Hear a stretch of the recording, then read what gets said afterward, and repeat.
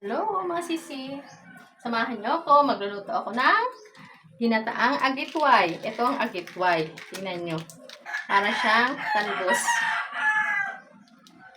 Dito lang ako nakakain ito, pero sa Manila wala. At sasahugan ko siya ng daing. Tara, samahan niyo ako magluto.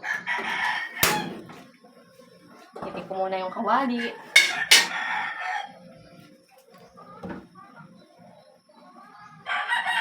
Ang mantika ko ay bonus.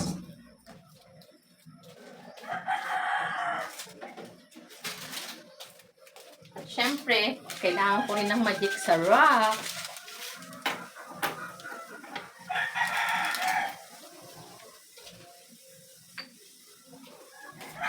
At pamintang durog. Yan. Lapit natin ito. Siyempre, meron na tayong kawali na may mantika. May gata rin ako rito. At uunahin ko muna ang luya para mas mabango yung kanyang pagka-aroma. At pagkatapos na nga ng luya, ito meron din akong laurel. Sa Save More na ako nabili ng laurel kasi minsan sa palengke, amoy alikabok. At ayan, bawang inuna ko. Konting gisa-gisa.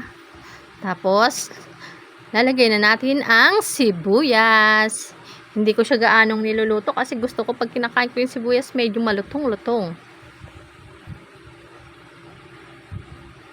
Ayan na. Sa totoo lang guys, first time ko magluto nitong ginataang agitway. At ayan na nga, ilalagay ko na ang gata.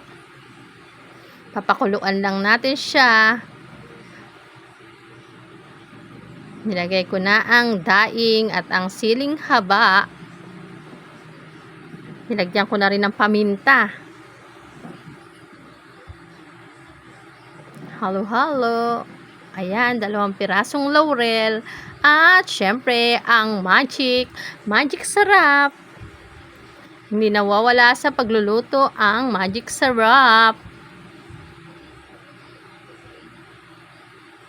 Halo-halo. At kapag kumulo na, dahil ang daing nga pala guys, naprito ko na yan.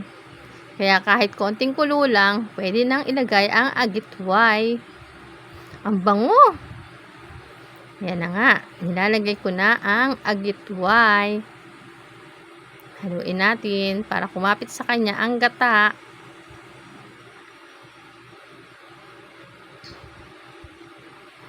Takpan muna natin siya. Oh my God! At ayan, luto na ang ating agitway. Tara, kain na. Ito na yung ginataang agitway.